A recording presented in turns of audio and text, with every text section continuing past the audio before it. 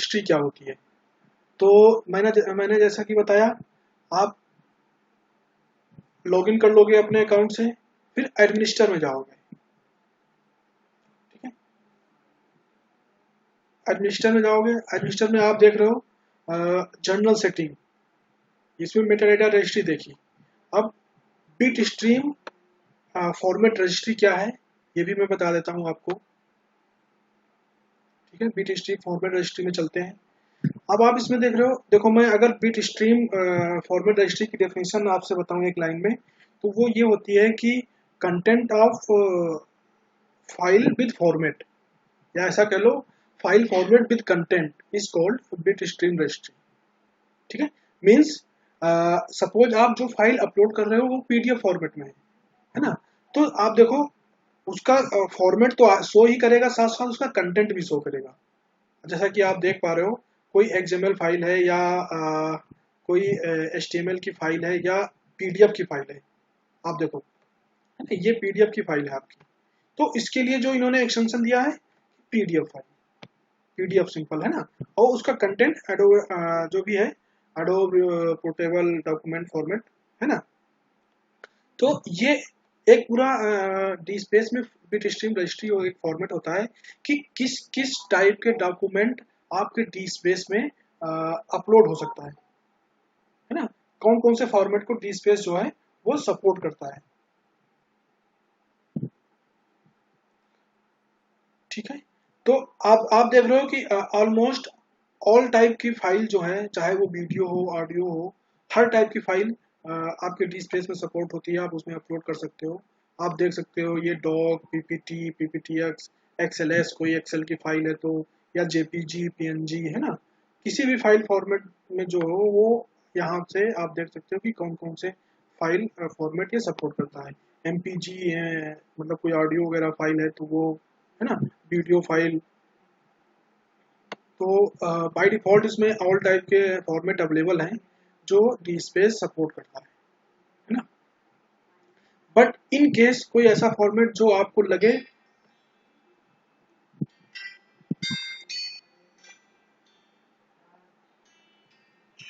कोई ऐसा फॉर्मेट जो आपको लगता है कि इसमें नहीं है, हमें कोई अलग से फॉर्मेट बनाना है, तो आप ऐड न्यू पे जाओ, ये आपको दिख रहा है ना ऐड न्यू, ऐड न्यू पे जाओ।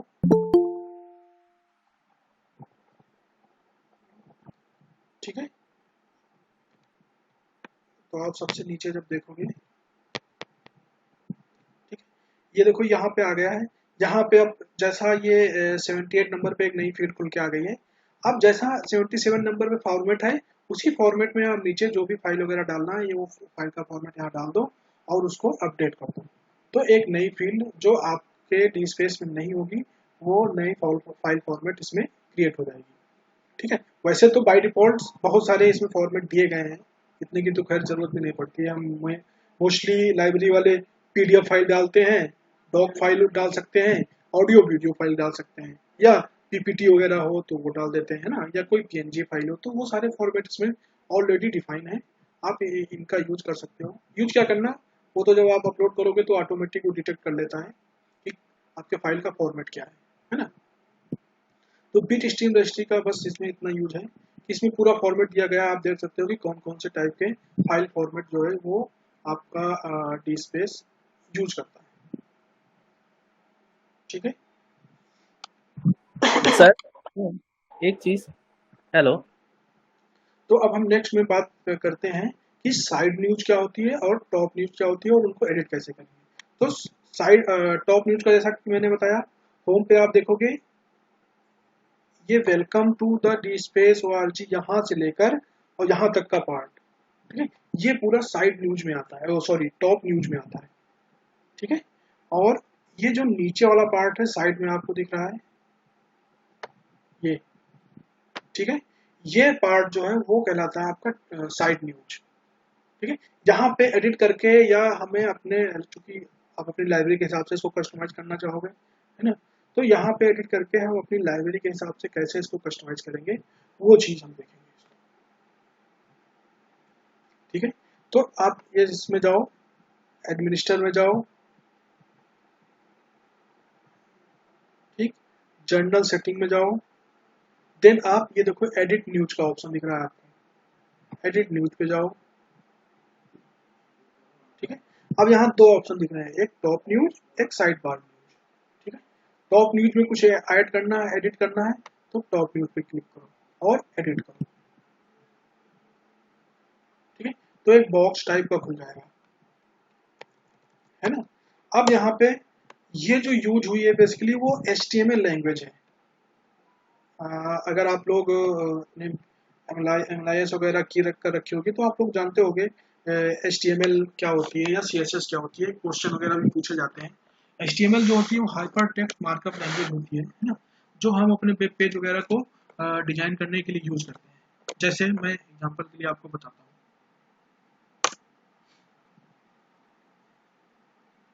ठीक है, सपोज हम इसमें ऐड करना चाहते हैं कुछ,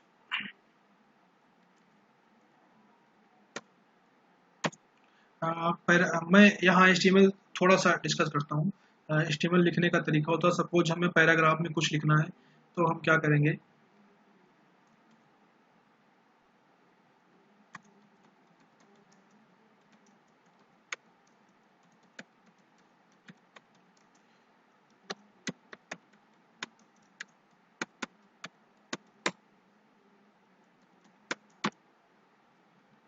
सपोज हमें ऐसा करना है, सपोज मैंने लिख दिया ये welcome to my university digital repository. ठीक है,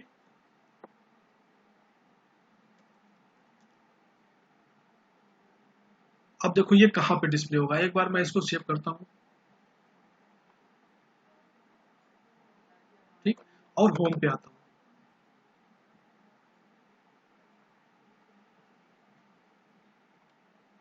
ठीक है, कहाँ पे डिस्प्ले होगा, welcome to my university digital repository. ये, अब इसी को आप और अच्छे से प्रेजेंट कर सकते हो, जैसा ये ऊपर वाला, ये सारी चीजें लिखी हुई हैं, इसी फॉर्मेट में आप ये चीजें भी लिख सकते हो। जैसे अब मान लो इसका कलर हमें चेंज करना है, तो कलर वगैरह कैसे चेंज करोगे आप।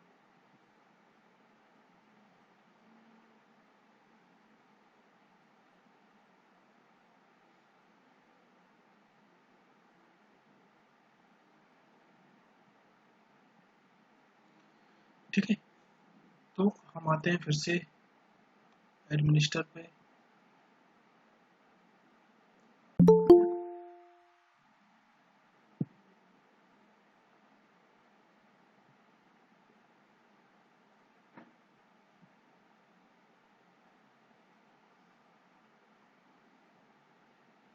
हम एक बार फिर से आते हैं एडमिनिस्टर पे, फिर जनरल सेटिंग, जनरल सेटिंग में एडिट न्यूज। एडिट न्यूज में टॉप न्यूज में हमने एडिट किया था, इस पे एडिट पे क्लिक किया।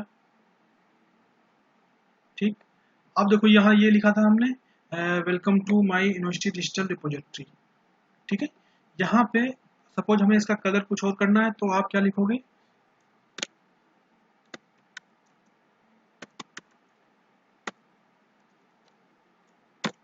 हमने इसका कलर रेड कर दिया। ये HTML लिखने का तरीका होता है कि जो टैग आप ओपन करो उसको फिर यहाँ पे बैक स्पेस लगा के क्लोज करना पड़ता है। ठीक है, जैसे ये पी हमने क्लोज किया हुआ, पैराग्राफ क्लोज किया हुआ। ठीक है, इसको रेड किया और सेव किया। ठीक, तो आप देखोगे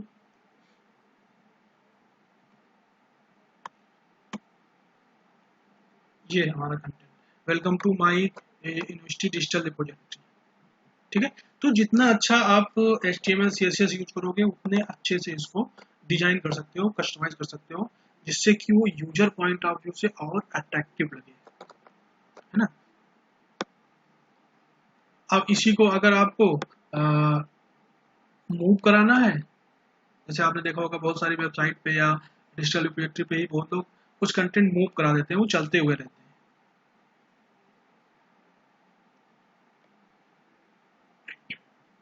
मे भी आप लोगों में से कोई ऐसा हो जिसको HTML वगैरह आती हो, तो वो यूज कर सकता है अपने डिजिटल रिपोजिटरी को अच्छे से बनाने में।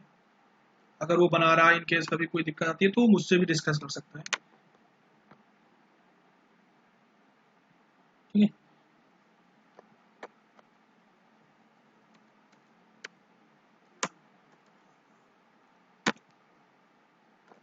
हुक कराने के लिए हम टैग लगाते हैं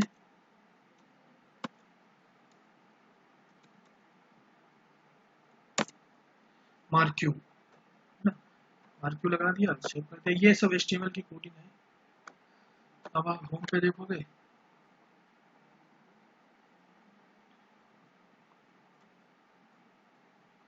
तो ये कंटेंट अब आपका मूव करता हुआ नजर आएगा। तो जितना अच्छा, कहने का मतलब ये है कि जितना अच्छा आप HTML और CSS पर यूज करोगे उतने अच्छे से अपने स्पेस को आप डिजाइन कर सकते हो जिससे कि अट्रैक्टिव लगे देखने में। ठीक है, ये तो हो गई टॉप न्यूज की बात। अब हम बात करते हैं साइड न्यूज की बात। साइड न्यूज में आपका ये आएगा, ठीक है, ये वाला कंटेंट साइड न्यूज के अंतर्गत आता है। अब हम इसमें जाते हैं एडमिनिस्टर में।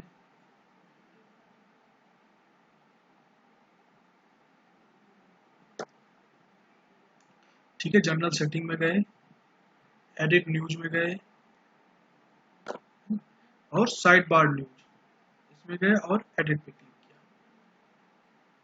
ठीक है, यहाँ देखो ऑलरेडी जो कुछ वहां लिखा हुआ है उसकी कोडिंग यहाँ दी हुई है। आपको कुछ और लिखना है, सपोज आपको कोई लिंक देना है ना। जैसे बहुत लोग जो free resources, open access resources होते हैं उनके लिंक अपने आईडी पे या डिजिटल लाइब्रेरी पे दिए रहते हैं, है ना। तो लिंक कैसे दोगे? सपोज एक लिंक मैं दे रहा हूँ,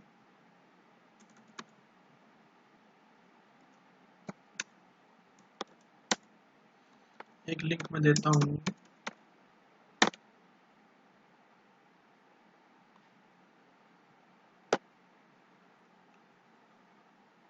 हमें एक लिंक देना है नेशनल डिजिटल रिपोजिटरी का। वो लिंक हमने यहाँ दिया है ना, और उसका नाम दे दिया नेशनल डिजिटल लाइब्रेरी। ठीक है, और उस लिंक को हमने क्लोज कर दिया। ठीक है, एक लिंक दे दिया हमने NDL का, नेशनल डिजिटल लाइब्रेरी, और उसको सेव किया। ऐसे जितने भी open source open access resources हैं आप उनका लिंक दे सकते हो, या आपने अपने एकेडमी में या इंस्टीट्यूट में कुछ डाटाबेस वगैरह सब्सक्राइब कर रखा है तो उनके लिंक दे सकते हो, है ना। अब देखो ये लिंक कहाँ पे डिस्प्ले होगा,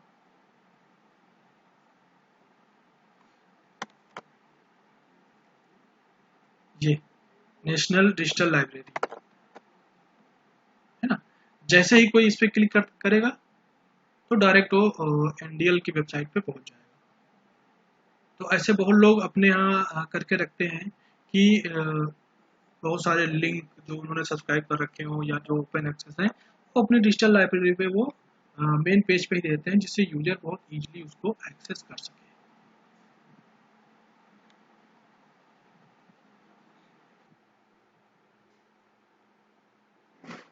ठीक है, इसको आई ग्रांट द लाइसेंस किया।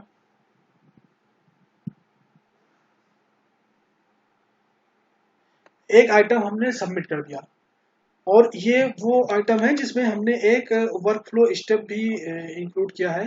एक को परमिशन भी दी है कि वो चेक कर सके कि जो हम आइटम अपलोड कर रहे हैं या जो आइटम किसी के द्वारा अपलोड किया गया है वो करेक्ट है या नहीं, है ना। तो अब जिसको भी आपने वर्क फ्लो में ऐड किया है उसके पास एक मेल जाएगी, ठीक है, उसके पास एक ऑटोमेटिक मेल जाएगी और वो मेल से भी उसको नोटिफिकेशन मिलेगी। अगर अदरवाइज वो अपनी आईडी से लॉगिन करके, जैसे ही वो अपनी आईडी से लॉगिन करेगा, जैसे मैं यहाँ से लॉग आउट करूँ अगर, ठीक है, और होम पे आता हूँ, तो जिस आईडी को हमने ऐड किया था अभी मैं दिखाता हूँ वो कौन सी आईडी थी, कोल एडमिन, वो ये आईडी थी। ठीक है, इसमें हमने वर्क फ्लो को ऐड किया। अब इससे हम लॉगिन करते हैं।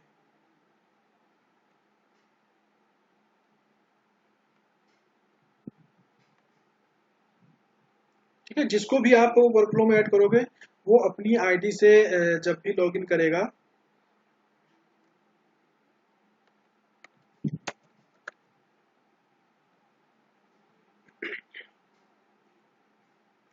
जैसे ही अपनी आईडी से वो लॉगिन करता है तो उसके पास एक नोटिफिकेशन पेज ही खुल जाएगा तुरंत रिव्यू सबमिशन का। ये देखो, आप देख रहे हो ना, सेमेस्टर 2 में हमने एक आइटम डाला डी स्पेस के नाम से, ठीक है।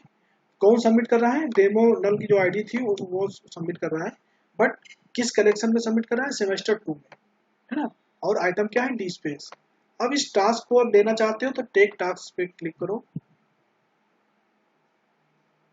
है ना, और इसको रिव्यू करो। आप देखो, है ना, और इसको एक्सेप्ट दिस टास्क पे क्लिक करो। अब यहाँ पे आपके पास ऑप्शन है अप्रूव करो, रिजेक्ट करो या डू इट लेटर। जो आपको सही लगे वो करो। अगर आपको लगता है कि सारे जो भी कंटेंट डाला गया वो सब कुछ सही है, देन इसको आप अप्रूव पे क्लिक कर दो। तो ये जो आइटम आपने अपलोड किया है ये आपके कोहा में जाके, सॉरी डी स्पेस में जाके ऐड हो जाएगा। अगर आप रिजेक्ट कर दोगे तो ये ऐड नहीं होगा, है ना, वो रिजेक्ट हो जाएगा। तो अगर सपोज हम यहाँ ऐड अप्रूव कर दें,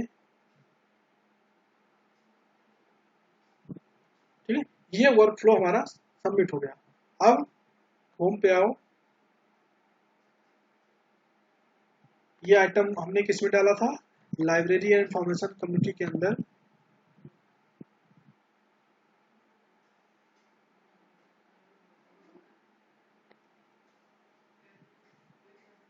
इसमें हमने बनाया था bachelor in library information science की सब कम्युनिटी, ठीक है। इसके अंदर अब दो कलेक्शन हो गए, एक सेमेस्टर 1 सेमेस्टर 2। हमने जो अपलोड किया वो सेमेस्टर 2 में। आप देख रहे हो यहाँ वन आइटम दिखाने लगा, है ना। मीन्स जो आइटम हमने अपलोड किया वो यहाँ पे अब आपका दिखाने लगा, ये डी स्पेस के नाम से, है ना। ऑथर आपका डब्ल्यू स्मिथ था। तो ये पूरा एक प्रोसेस है वर्क फ्लो का, ठीक है। आप किसी को अपने लाइब्रेरी स्टाफ को या जिसको भी आप ऑथराइज करना चाहो, लाइब्रेरियन जो है वो किसी को भी वर्क फ्लो सिस्टम में ऐड कर सकता है, ठीक है।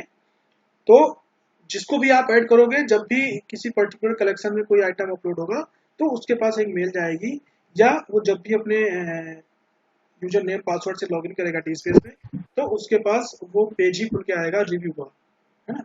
फिर वो उसको अप्रूव करना चाहे अप्रूव करे, रिजेक्ट करना चाहे तो रिजेक्ट करे, ठीक है। मैं फिर से एक बार इस प्रोसेस को रिपीट कर देता हूँ। सपोज हमारे पास कोई ऑलरेडी कलेक्शन है, या सपोज यही है सेमेस्टर 2 का कलेक्शन ही है हमारे पास, ठीक है। मैं पहले एडमिन से लॉगिन करता हूँ।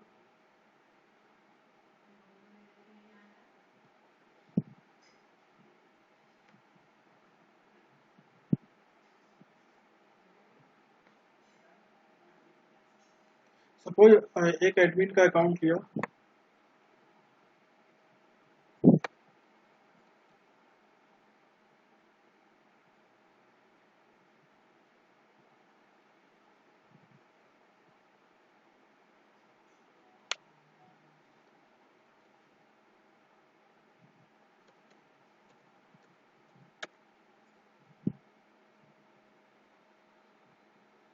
एडमिन के अकाउंट से लॉगिन किया हमने, ठीक। अब कोई एग्जिस्टिंग कलेक्शन है, अगर उसमें वर्क फ्लो आपको ऐड करना है तो वो कैसे करोगे वो मैं दिखा देता हूँ, उससे आपको वर्क फ्लो एक बार फिर से समझ में आ जाएगा। बस आप लाइब्रेरी एंड मतलब जिसमें भी ऐड करना है उसके कलेक्शन तक पहुंचो, ठीक है। ये मेन कम्युनिटी हो गई हमारी, ये हमारी सब कम्युनिटी हो गई।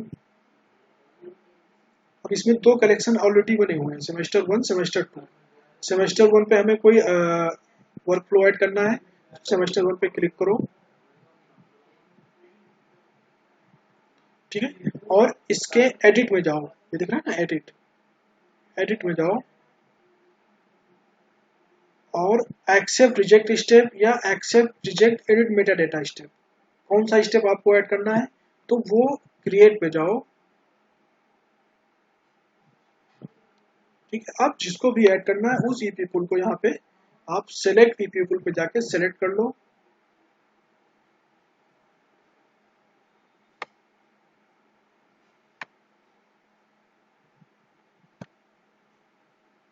ठीक है। जिस भी ईपी पुल को आपको ऐड करना है वो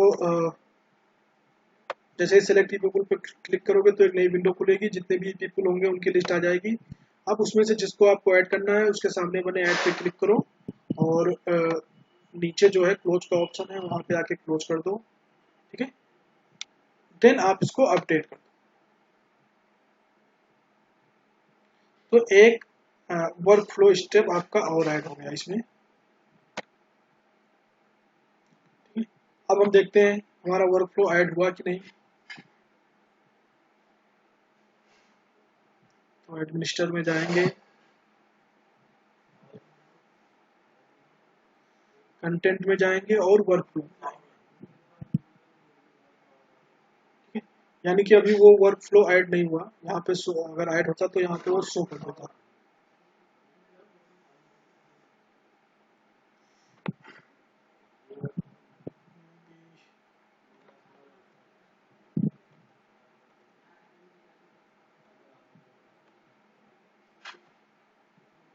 लाइब्रेरी इंफॉर्मेशन साइंस पे गए,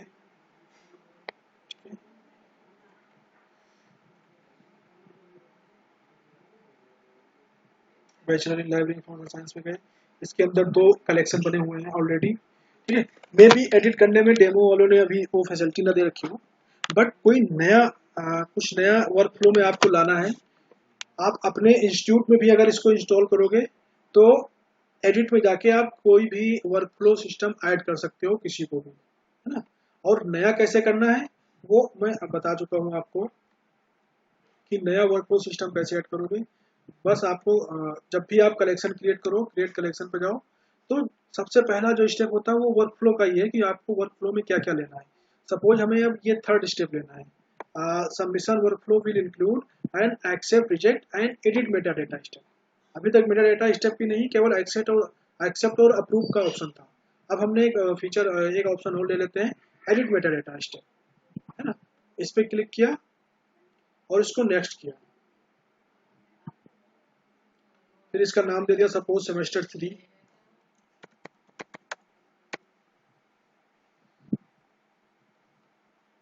शॉर्ट डिस्क्रिप्शन वगैरह है कुछ तो डालो, अदरवाइज नेक्स्ट करो,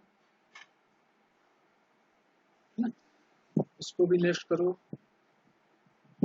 और ये स्टेप पे अब लिखा हुआ देखो, submission workflow accept, reject या एडिट मेटा डेटा स्टेप। इसमें आप किसी ई पीपल को ऐड करो, जिस ई पीपल को आप अलाउ करना चाहते हो कि वो भी इसमें कुछ ऐड डिलीट वगैरह कर सके। हेलो हेलो, हेलो हाँ हाँ। हेलो। जैसे ही पर्सन को क्लिक करके आप नेक्स्ट करोगे तो ये विंडो खुलेगी, ये वही है वेरीफाई करने के लिए कि जो आपने एडिट वगैरह किया करेक्ट है या नहीं, और इसको अपडेट कर, ठीक है। अपडेट करने के बाद इसमें कोई कलेक्शन डालो आप, सबमिट टू दिस कलेक्शन,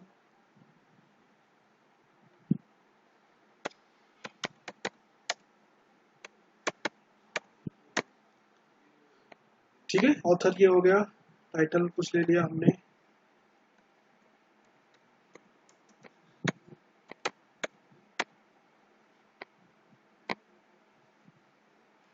और एक पब्लिकेशन ईयर डाल दिया।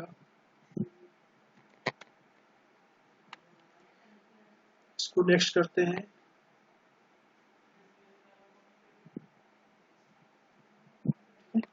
कीवर्ड वगैरह अगर है तो डालो, इसको भी नेक्स्ट करो, इस स्टेप को भी नेक्स्ट करो, और यहाँ पे वो फाइल सेलेक्ट करो जो आपको इसमें अपलोड करनी है।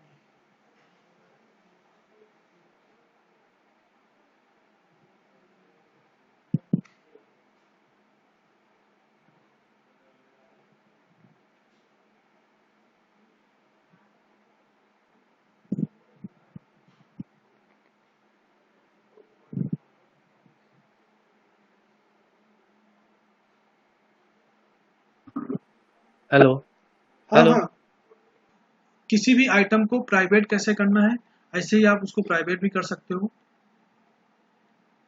जैसे हम अपने लाइब्रेरी इंफॉर्मेशन साइंस में गए,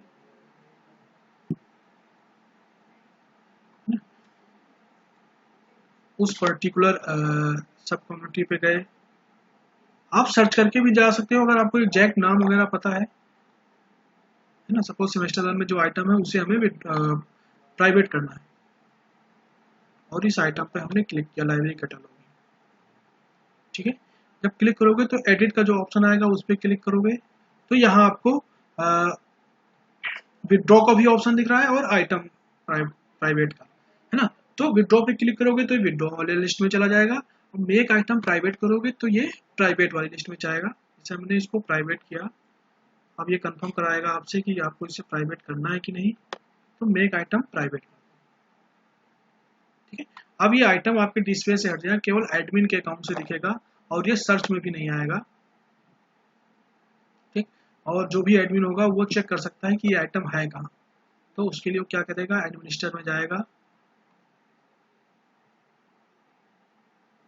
ठीक है, कंटेंट में जाएगा और प्राइवेट आइटम, जितने भी आइटम्स आप प्राइवेट करोगे उनकी लिस्ट आप यहाँ से आके देख सकते हो, पूरी लिस्ट यहाँ पे आपको दिख जाएगी। ठीक है, ये लाइब्रेरी कैटलॉग है। अब आपको इसको फिर से उसी स्टेट में लाना है, तो एडिट आइटम पे जाओ।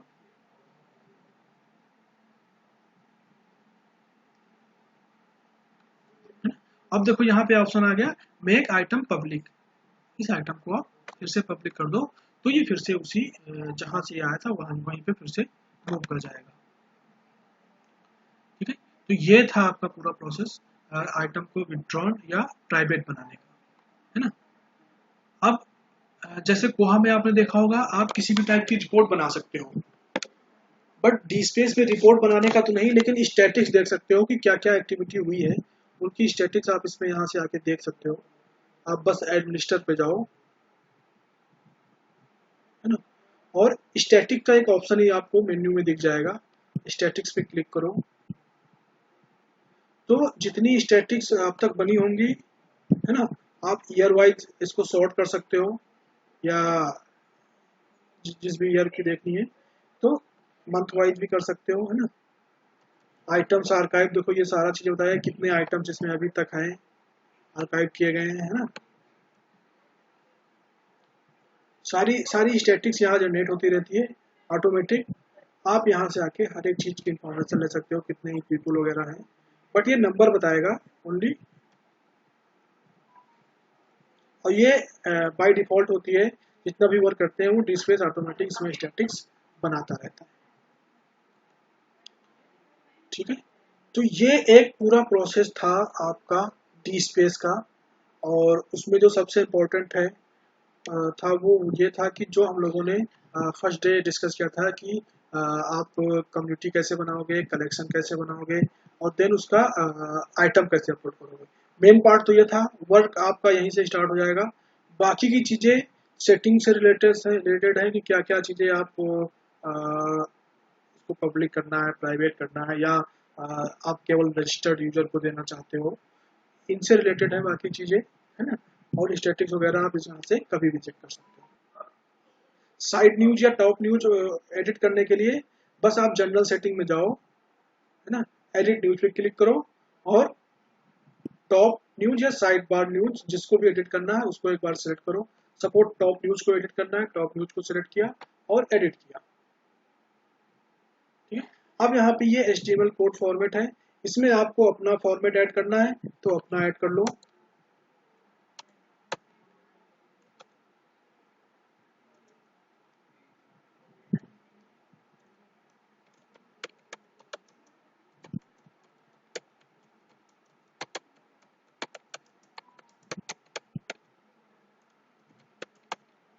ठीक है, और ये जो हमने स्टार्टिंग में पी लिखा या लास्ट में पी को क्लोज किया है ना, ये HTML का अपना फॉर्मेट होता है, HTML कोडिंग करने का, है ना। उसमें हमने लिख दिया welcome to the digital repository of India. अब ये देखो कहाँ पे डिस्प्ले होगा, इसको सेव करते हैं। ठीक है, और होम पे आते हैं। अब देखो ये कहाँ पे डिस्प्ले होगा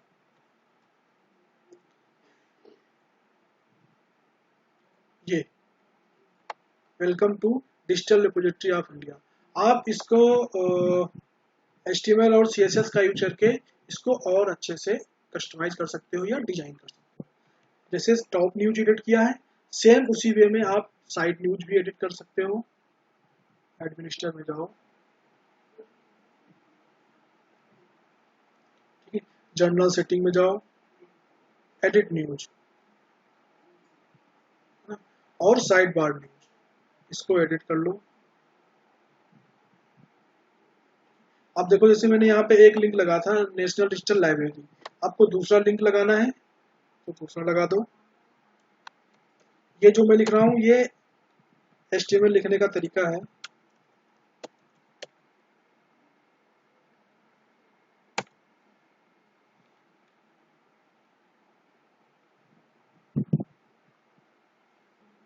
ठीक है, सपोज एक डिजिटल रिपोजिटरी है हमारी अभिलेख पटल, आप लोग इसको जरूर एक बार विजिट करना। अभिलेख पटल जो गवर्नमेंट ऑफ इंडिया की है ना, ये स्पेस पे पूरा डिजाइन है, या सो सिंधु है वो भी पूरा डी स्पेस पे है। तो इन दो डिजिटल रिपोजिटरी को आप जरूर विजिट करना क्योंकि सबसे ज़्यादा यूज होती हैं, और खास बात यह है कि ये गवर्नमेंट की है।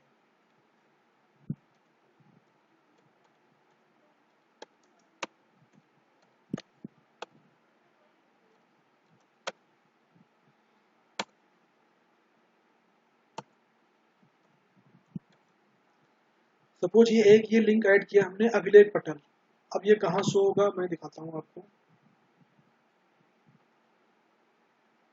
होम पे आओ, है ना, और ये साइड न्यूज में एडिट किया है तो साइड न्यूज पे जाते हैं, तो आप देखोगे एक ये अभिलेख पटल नाम से यहाँ ऐड हो जाएगा, है ना। तो कुछ ये पूरा तरीका है कि आप साइड न्यूज और टॉप न्यूज कैसे एडिट करोगे।